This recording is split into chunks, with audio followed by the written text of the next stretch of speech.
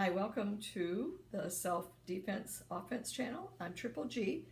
We're going to start on home invasions.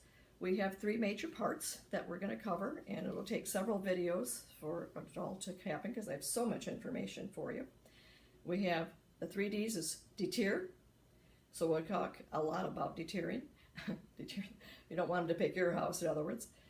2, delay. You want them to slow them down as they try to enter your house. And 3, defend, depart, safe room. So we're going to talk mostly about what you need to do to deter them today, and then hopefully we'll get to even more specifics next time. Always check your state laws. You might have castle doctrine, stand your ground, or other, like we have other. We have, you know what? If somebody tries to break in your house, you need to go get to safety. That's what our state has. If you can't, okay, so if I'm way over in the corner watching TV and I can't, he can barge in and I can't get to my safe room, which might be my master bedroom, then I can defend myself or defend my home. But I have to prove that I couldn't get someplace. All right, so we got every 10 to 20 seconds or 200 per hour in the US, there's home invasions. Only takes 2 to 8 minutes to break in, grab some stuff, and get out. 85% use the front door. Most take place between 10 a.m. and 3 p.m. because there's nobody home in the neighborhood. Let's see, we got 3 out of 10 times someone is in the home. 13.6 were arrested. 30% of home invasions assault people. 60% of rapes occur during home invasions. 1 out of every 5 homes will experience a break-in. Average cost of a break-in is $2,500 unless you have lots of jewelry, valuables, coins, collectibles. Start a neighborhood watch. That's a really good idea. All right, start a neighborhood watch. Contact your police department to find out how you do that. And do you know the crime in your area? So I don't know. Nobody wants to put crime statistics up in their area because then people won't come to the city. They also juggle those a little bit. So if there happens to be a lot of auto thefts, for example, in this area, well, let's relabel those, some of those for robberies, and then we'll put them over in this section. And so that way we won't have as many of those. And if they look bad, they just manipulate the statistics just like government does. Don't get me started on that one. So you're going to systematically evaluate your home for vulnerabilities and weaknesses. So burglars might want to take a look at your house. We're going to harden our home both physically and by projecting strength. That doesn't cost a whole lot of money. So what are burglars looking for? This is a book that Greg Fritz wrote, and he wrote Understanding Decisions as to Burglars from the Offender's Perspective. This is a quote from his book. Close proximity of other people, including traffic, those walking nearby, neighbors that are outside, people inside, lots of people inside an establishment, and if there's police officers patrolling, lack of escape routes, and our indicators, increased home security, alarms, signs, dogs, outside surveillance equipment. They're considered by most burglars when selecting a target. About 60% of the burglars indicated that the presence of an alarm would cause them to seek an alternative target. That was particularly true among the subset of burglars that were more likely to spend time deliberately and carefully planning a burglary. Now, there are people that are professional burglars, but they probably wouldn't hit my place. Let's find some place that was more expensive. Home invasions are unlike any other crime. While burglars are looking for quick access to your valuables while you're away, Home invaders attack you while you and your family are there. Why do they go after you? Their motives could be as simple as a few dollars. They may be in it for the thrill of victimizing you.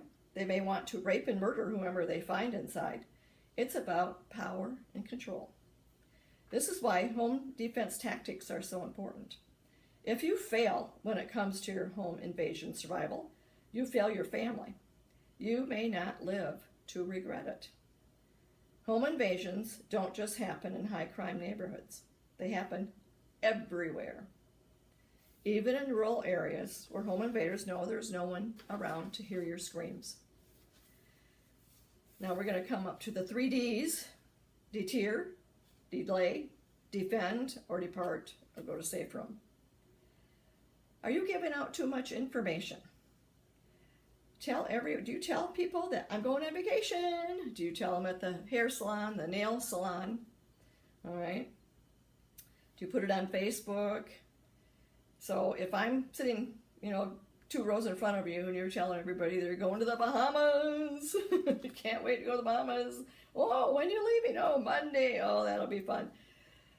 Okay, so I'm listening to this and I have, I need money, so I go home and tell my boyfriend, that, hey, this lady, and I'll follow you home. This lady's going on a trip this much, so we've got a couple days there to rob her. So always have a neighbor check on your house, collect whatever's dropped off. Don't order anything online a week before you go. Stop your mail and your newspaper.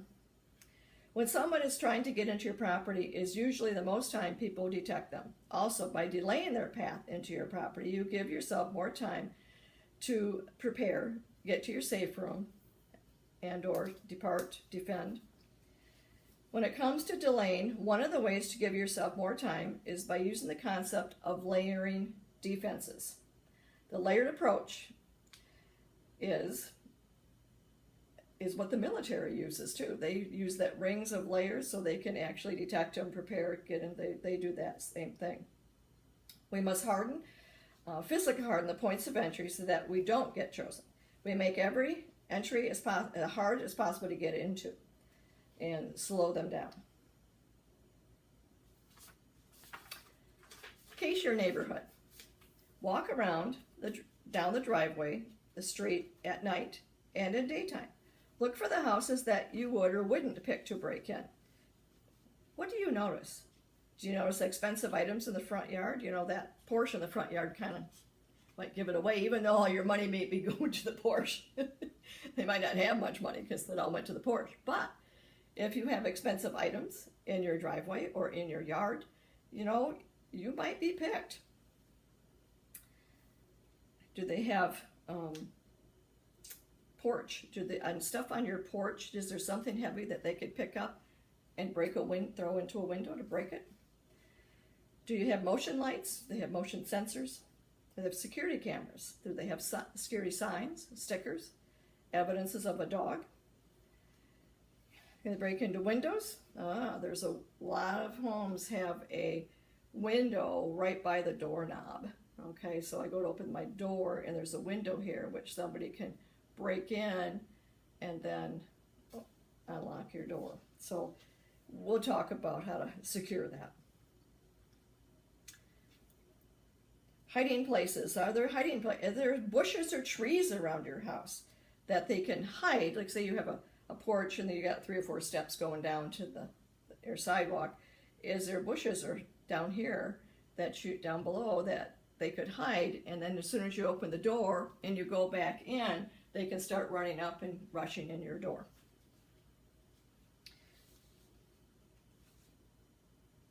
Case your own house.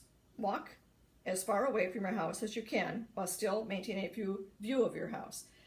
So how far away can you be and still see your house? If you have woods, walk to the tree line. See what you can see. What doors, windows, entrances can you make out? Are there any shrubs or bushes block your view of the window or door? Are there any windows without shades or blinds that you can see into? If someone were standing on the perimeter points, would they have reason to be there besides casing your house? Is there a gas station across the street, for example? In urban areas, look to see if there's any evidence of people loitering out and hanging out at the corner, cigarette butts, spit, empty cans, etc. Maybe you need to trim a tree. You've got the large magnolia that, you can't totally see the street, or the sidewalk. Maybe it needs to be trimmed up. Always remember to lock your windows and lock your doors. I cannot tell you how many people don't lock their doors or open their door. Don't open your door. So I now peek Bean Tom, play the burglar and, peek in. What do you see? Can you, like the blinds come down, can you see in between those blinds there and peek in and see your TV, your computer? What can they see in there? So you're going to be walking around to the perimeter of your house and do it at night too. Is there a dark spot like the backyard? You really want large floodlights, and I'll tell you about those in a little bit, to get every area around your house, except make sure they're pointed in the right direction. We had our neighbor put in a floodlight in his house when we lived in a house, and it went off every time a car drove by, and it went off, and so it's right by our bedroom. So we've had this flashing light all night. So we told him if he could angle that just a little bit. So don't bother your neighbors with your floodlights.